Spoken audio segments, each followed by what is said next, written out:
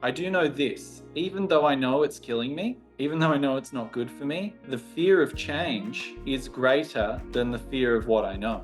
Today, we're going to talk about the big T word, trauma, particularly how can trauma lead to experiences of chronic pain, chronic tension, stiffness, all of that sort of thing.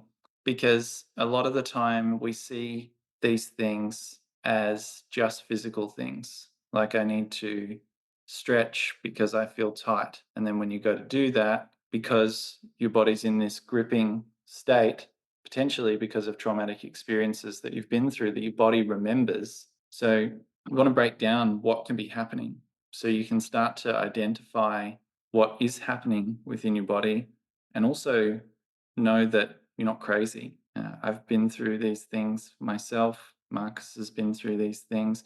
We've all been traumatized in one way, shape, or form. We've all had experiences that we didn't understand. We've all had times where we didn't feel seen or heard or felt, or a need wasn't met. And then we seek outside of ourselves, and that puts us in this chaotic cycle when our needs can't be met. And that then manifests in our body with tension and pain. And it can be really confusing and challenging to resolve that in my experiences, because we can't resolve that which we don't understand, that we can't feel, that we're resisting. And so when we try and overlay it with like doing all these things to our body and it's not working, perhaps today's video will lend some insights so that you can start that process of working with those traumatic experiences and start to feel more safe within the body that you live in. And through that process, the body's starting to then reflect that through being able to rest and relax. So we'll start by just kind of talking to some of the things that can be happening that Marcus and I work with a lot with people, and then we'll present some ways that we can work with them. And this by no means is to say that this is the only way. These are just some effective ways on reconnecting back with yourself, reintegrating different experiences so that you can move out of that space where fear defines your experience. So as we go into it, we'll start off with, really the seed of trauma leading to tension is a trigger point, you know, where this danger switch goes off. An event happens that is like something that happened. You may be consciously or not consciously aware of that trigger. So you want to add some things to that, Marcus? Yeah, just creating maybe a bigger picture in terms of trauma. Often people think trauma must be something really horrible which had happened in the past. And of course it can be, but most of us are traumatized by little things when we really dive into it. And when I just watch my kids, they're quite young, and then I often see their emotional reaction to really simple things where nothing had happened. And then I can feel in myself, oh, yeah, this was also one thing I felt traumatized looking back, me being a child in this age. Yeah. So it's just putting away this big thing. It's just like, as you mentioned before, where we don't felt understand, where we didn't get what we want and we felt emotionally hurt. Mm. Uh, and we were not able to see this, that this is nothing personal, it's just happening. And this is which can lead to what we call trauma. Mm. And this puts us in the way of we are feeling fear, uh, or threatened that we are not good enough, and then we we are not accepted and we are not loved, and all those things happening in this short amount of time. And we keep this going, this cycle going, until we are adults and we are not recognizing it. Mm. And yeah, that's one of the key things is, like we're not trying to like label and point the finger and go, trauma is the enemy and the problem that needs to be solved, because that's a great way to then get stuck in a healing loop. But to acknowledge that we do remember we had emotional experiences, particularly in our formative years of like a birth, or like when we were in the womb, to age 7 to 8. And we haven't yet formed cognitive understandings, in our brain of those experiences. So often we just experience the pure emotion from those times, and they present in the body. And there's a really interesting phenomena called biological mimicry, empathy response, where we pick up on our environment. During those times, it might have been that your mother was going through anxiousness when you were in the womb, and Yeah. then you're carrying all these feelings of anxiousness and you don't even know why. And it's not your fault. There's nothing wrong with you. What we're doing is learning how to bring those experiences to light and work with them, so that then we don't develop these self-protective or coping mechanisms. uh, I've had them in times of my life, and I need to be aware of them. So many people have had them to different degrees. It can lead to like very strong addictive tendencies. To when we have these triggers that come up, these like experiences, it's like, oh, that was like that moment, and that I didn't feel like I had the capacity or resources to deal with that at that time. I instantly don't feel like I can cope. I want to take away that feeling. So we try and replace it with social media, get that dopamine hit, or a drug, or exercise, or Yeah. yeah, like, or something to take our experience away from that to feel better, but then that thing stays there under the surface. And so that's what we're talking about, is like gently allowing it to be re-experienced, and in a respectful way, because re-traumatization is a real thing as well. When you try and like, I'm going to get out all of my trauma, and I'm going to do this like medicine or this holotropic breath work. It's not saying that any of these things are wrong, but like looking at the intent behind them, we get this slingshot effect of the strength of the intent that we go towards something. Then, like Newton's third law, for every action, there's an equal and opposite reaction. So when we Yeah. go at trauma hard, I'm going to heal myself, then it can come up and then it's like, whoop, no, close that box down hard. I've been there, and I've seen it happen as well. Yeah, and this is just leading to the next thing, which is keeping this tension and stiffness going. This dissociation, so the need to disconnect from what's really happening, because we are feeling we don't have the capacity to allow those things being experienced in that moment. That's the main thing we haven't been told. It's just like this feeling is coming up, and uh, I still have these habits. I just have to be mindful in my personal life experience of, if something is coming up in my body in terms of tension, to label it as wrong, as this is not okay. And from this space, we already start in a way reliving this traumatic experience, instead of what's happening is just how the nervous system has learned to react. Yeah. That's it. And when we become aware of this, we don't need to go into our past and trying to dig out all the stuff. We just have to have this awareness of, oh, this is just a learned reaction, Mm, and now I can choose how to respond. mm, And so we can just keep regulating without the need to dig deep. mm, This can also be a very useful perspective in terms of one puzzle piece of the solution. mm. And as that happens, what that does, the more and more we become present with what is happening, Yeah. the more then it pulls us out of this familiar cycle. One of the challenges with traumatic experience is the familiarity and the safety in that. So even if, we often have these experiences, and this is where it can be really frustrating of, I know I want to change, but the change scares the shit out of me Yeah. because I don't know what's on the other side. But I do know this, even though I know it's killing me, even though I know it's not good for me, the fear of change is greater than the fear of what I know. And and so all of these things can create this continual anticipation of I'm under threat. I sometimes refer to it as anticipation tension.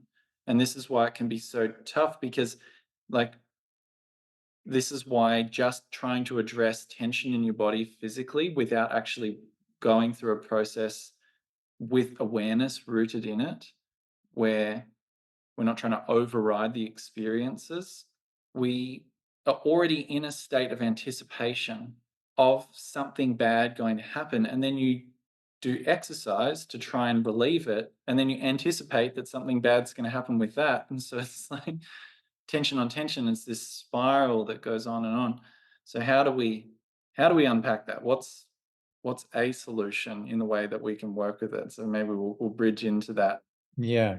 Yeah. The thing is, we need a level of acceptance, allowance, or often I use the word of willing to cooperate with the body. So we need one thing, willing to go into cooperation with the reacting of the nervous system, with the tension in a way. And from there will open up a space connecting with the body Yeah. because it's happening in the body. It's nothing happening in our thought process. Maybe this can scan and trigger the event, but it's stuck in the body. So we need a level of connecting on a deeper level with this thing. Yeah, it's kind of like what we're really looking at is like an embodied journey of like regulating your own emotions or allowing your emotions to regulate themselves. Yeah. And seeing where our mind, like the resistance of our own experience, then perpetuates the same reactive process of we anticipate a threat, the thoughts, or there's something wrong with me, there's something wrong with this moment, what's going to happen, the emotion comes up, the sensation comes up, all of that can go in different ways and different orders. But sensations, emotion, thoughts, how do we, like the way forward, and we're going to go through 5 points as we go into this. The first one, as Marcus was talking about, is around acceptance, allowance, cooperation with the experience, and starting to move from that place of resistance to the experience. So whatever comes up, we create a space where it is allowed to be there, where it is okay. We're not shaming ourselves for feeling this way or feeling broken because like these are the conditioned realities that have been placed upon us, and that's kind of part of the imprints that we're working through when we're working through traumatic experiences, is like beliefs, assumptions about ourselves that are essentially not true, but we believe them as if they are. And So then yeah, yeah, go. then from there it's just we need to dive into the body and get a feeling awareness. Okay, where do I feel the thing in the body? Or like you've worded it, the somatic emotional imprint happening in the cells, in the nervous system, in muscle tension. Because one thing what is clear also from a scientific perspective, emotions are happening in the body. So has nothing to do with our thoughts. So getting stuck in the thought process can really keep us away from allowing the emotion to be felt. Mm, So it's just the next step of allow ourselves to feel into the body. yeah. And then there, yeah, maybe you can just elaborate on this step. Just Yeah. feeling in the body on a deeper level. Yeah. Well, this is particularly important because if you rewind back to where we started with this conversation, we're dealing with like emotional imprints that have likely happened in formative years that we don't have cognitive understanding of. And so while we may try to seek cognitive understanding, and sometimes we can have it and it can help in the release of these experiences, it's still not fully addressing the imprint in the body. And that's kind of the thing that what we're looking to do, because at the end of the day, if you can go through something and realize on the other side, I didn't die, like fully comprehend that, because that's often the experience of like, I'm going to die. Yeah. Because like we don't know. Like that can be the intensity of the experience. We don't have context for all of these things. So what we're dealing with is like a primitive survival mechanism. It's not even like a cognitive thought of I'm going to die. It's triggering a survival mechanism, which then triggers all of the survival mechanisms in the parts of the brain in our bodies and in our nervous system. So we're in a survival state. What we're looking to do is to shift from survival, because like we're so much more than that, into a state where we can actually thrive. So connecting back, as long as that emotional imprint remains there and remains unattended to, like a plant in your garden, if you don't water that plant will wither and die.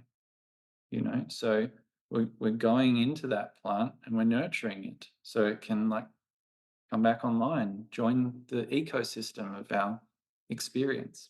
So the process that we're looking at, so we started off with like acceptance, allowance, cooperation with the experience. So we're shifting first from that place of resistance, because that's often where a lot of the times we get stuck of, I don't want to feel it, it's too much.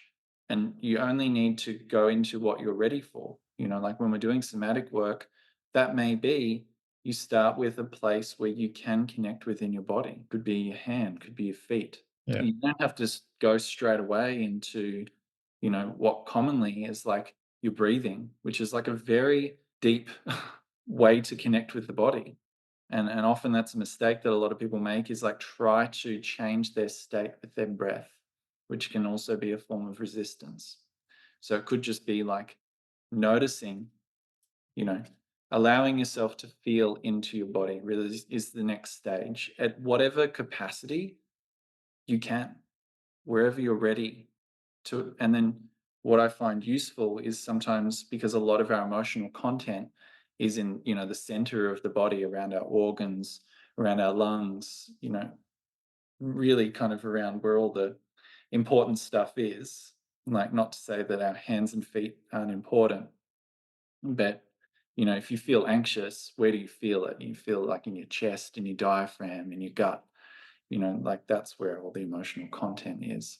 So Yeah. if we can start allowing ourselves to feel into the body, from the outside, and then gradually working our way in, that can be a really useful process to move through. And just maybe starting doing some self massage with the hands or with the feet can be a great start to connect with the body on a deeper level. Yeah. Just taking 5 minutes or 10 minutes in the evening and just become aware of the hands and fingers and feet and toes can already open up a space for deeper connection.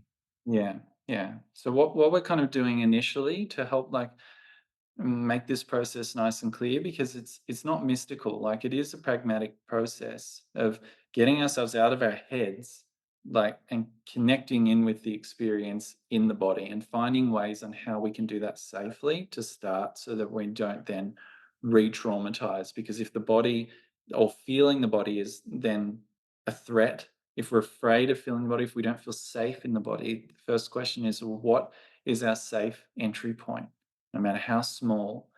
And it's important to understand that that is a really big shift from, if you have learned to cope by going into your thoughts and your analytical processes just by doing this simple thing, which feels like, what the heck am I doing at the beginning, is actually a really big step forward in that process. Because, like, if your body's tense and then you start to be able to gradually feel into that tension, and then it no longer becomes a problem in your mind, what happens to that tension?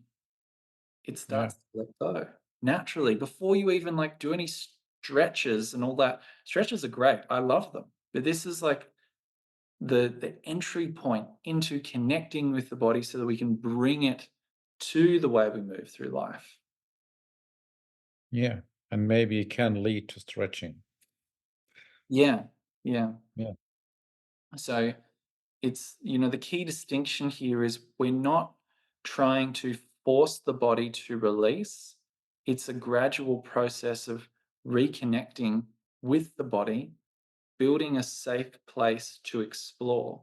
And from there, there's so many different wonderful directions that can be taken. And the goal of sharing this is to identify some key signposts so you can start to navigate this process for yourself. So along the way, you know, like you may observe different things. It can be useful to observe what is the perspective that I'm viewing this experience from?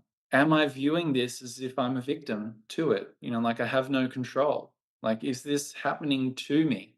There can be some really useful little perspective shifts along the way of identifying, is this happening to me? And then shifting of like, what if this was my responsibility? That can be a challenging phase to move into because it can bring up like a lot of self blame and all of that sort of stuff. But if we start to then go, okay, this is happening by me, and then moving through into this stage of what if this was happening for me? What are the inherent lessons and gifts in this for me? You know, what is my body signaling to me rather than it being an enemy? What if it was my friend and it was trying to help me, it was trying to signal me something until eventually, you know, the experiences just are moving through me. And that's when they become less heavy in the way that they trigger us, where we can feel that trigger, but it not knock us out for an extended period of time, which is a useful sign of healing. If you're gauging kind of, am I healing? This can be a useful sign of the initial trigger happens, but then the intensity of how it affects you physically becomes less and less over time. Yeah. And the thing you just shared just brings up step 4 and 5 in terms of pragmatic doing things pragmatically. So step 4 is just the thing we call somatic integration. So what do you need to see, hear, or feel at that time? So you can just go back and recap what what had be useful in this situation, and what can you tell yourself now from this perspective you're looking back with this awareness, with this cognitive realizations you had in your lifetime until now, how you're looking at the situation at this moment. Mm, This thing alone can just release emotions on a deeper level, because in a way we are going through the steps of it's happening to me, by me, for me. Just do this little thing in an experience we remember, can be really useful in a mm, way of, yeah, reframing it yeah. to allow things to move. So we're kind of here in, you know, in this process of somatic integration. So let's say like a traumatic event has surfaced. We haven't necessarily tried to force it up, but it has arisen as we've been exploring, connecting with what's happening within us. And then going through this process of fulfilling that gap in the need that we may have had. You know, it may have been back when it happened that we just needed a hug. We needed to know that we were going to be okay. And we may have spent a long time then seeking that outside of ourselves to give us that hug. And that causes a lot of chaos. And so when we have these experiences, we can then start to reintegrate somatically and not just like think, oh, I needed a hug, but like this is then the time to connect with the body and bring in those experiences, those gaps, and see it's here and now, that you have everything that you need here and now, and you can start to connect with that in your body. That's a really key distinction in somatic Yeah. integration. And there's lots of different ways that that can be expressed. Yeah. So that's just an example. So the final stage that we tend to come to is a new emotional learning, where the events that may have happened or the experiences that we've been holding on to in the body, going through the tensions, the pains, all of those sorts of things, where we thought that this, like, there is something wrong with me. There's a problem here with the experience, with who I believe myself to be. With these new emotional learnings, we can start to shift into a state of gratitude, a state of love for the experiences that we've had, for all of those moments leading up to now, as to like seeing the truth of yourself and who you are and where you are, like, and like really bringing that into a new emotional experience. And this is like a really useful stage to start to move us out of like those spirals that can keep pulling us down infinitely, to start to then have some foundations of new emotional learning, to then build new evidence that you can move forward in a new direction. You can break through that glass ceiling that you may have felt stuck under and move into, oh, I've got space. I can thrive in life, whether, depending on where the block is. Could be around money, could be around relationships, could be around health. All of these things can cause blocks at an emotional level, which can then lead to blocks at a physical level. And to just come back to what you shared in the beginning, like the bio. By mimicry. Yeah. And just many blockages, at least in, or a lot of blockages at least, I discovered in my system. I was just when I discovered them, it felt like, oh, this is my dad, oh, this is my mom, oh, this is my grandma, where I really was observing, oh, this is just something I mimicked when I was a child, Mm, when I was a baby. mm. And those situations, those realizations are very empowering when you feel like, oh, this is actually not my felt understanding of doing life. It was just copying it from authorities in my early life. Yes, indeed. It's a lot to That- unpack. And so if we make it simple, to recap on everything that we've gone through.